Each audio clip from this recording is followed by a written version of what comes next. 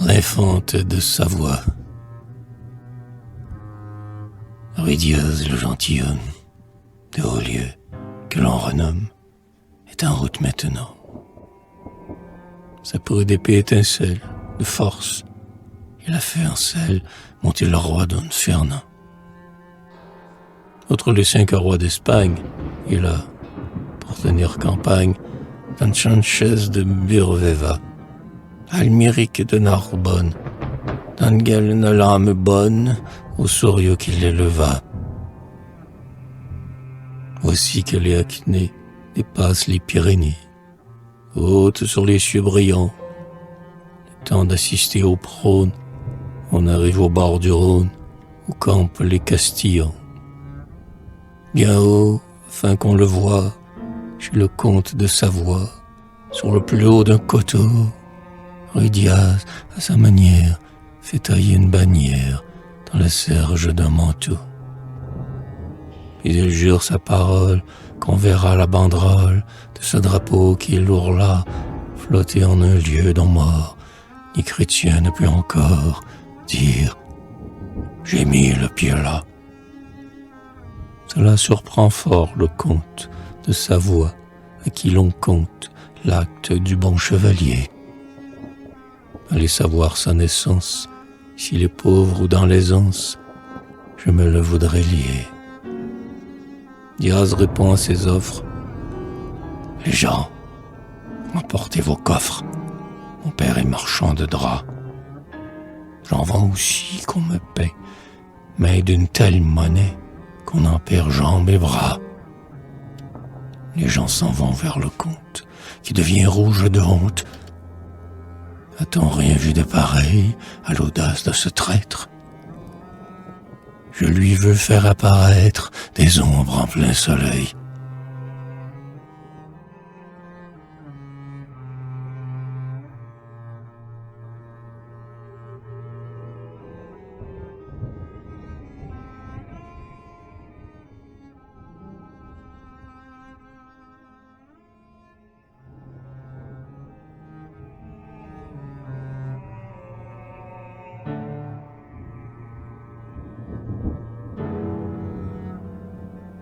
La bataille est ébranlée. Voici la chaude mêlée.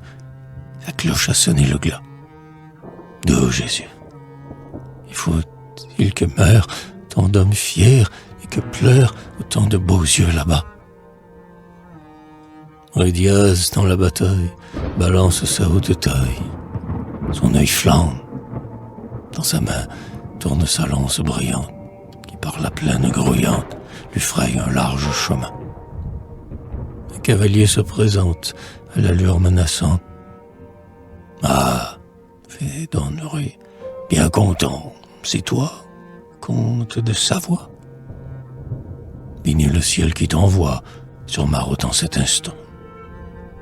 Il prend sa barbe à main pleine, le renverse sur la plaine et, lui posant le genou sur la poitrine, il s'exclame. Comte, le ciel est ton âme. Pourquoi venir là, vieux fou? Tu connais, bonne pratique, le drap dont je tiens boutique. Trouves-tu qu'il soit trop cher, puisque j'en mesure l'aune juste à la valeur d'un trône? L'autre frissonne en sa chair. En sa chair, l'autre frissonne et répond. Ta voix résonne superbement.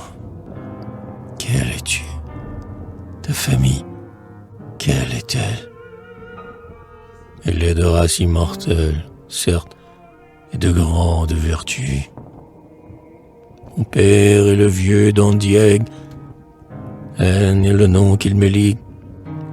J'ai Bivard, d'où vient mon nom? D'autres châteaux, je n'espère. Le père de mon grand-père était le roi de Léon. Si tu me laisses la vie, Rodrigue, j'ai fort envie de te garder près de moi. Ma fille, que l'on jalouse, attend qu'un vaillant l'épouse, et je t'assure sa foi. Ruy-Diaz a dit au comte, va, que tes filles soient promptes y viennent avec ses barons. Une fille, blonde ou brune, ne m'inspire crainte aucune. Après, nous avisons.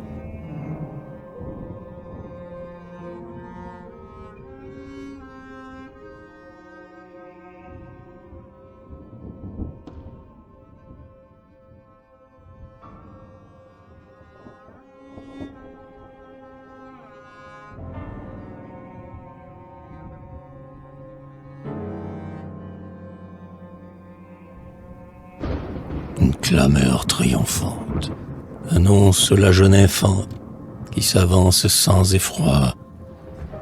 Sur une blanche monture vient la blanche créature, droite sur le pâle froid.